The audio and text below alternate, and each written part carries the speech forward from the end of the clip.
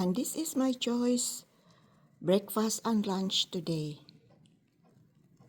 I have here my dessert. Ayan, meron tayong dessert, meron tayong tinapay, itlog, salad, at ito yung Midwestern kake na usually siniserve during Christmas. This is a Christmas food. Ayan. Siya, sige, makakain na nga.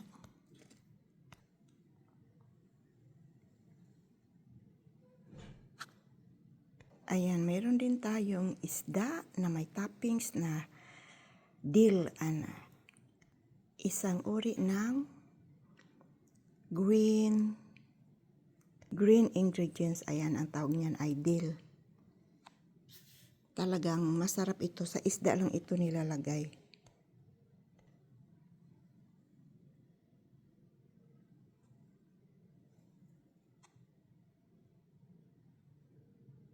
And of course, mayroon tayong juice.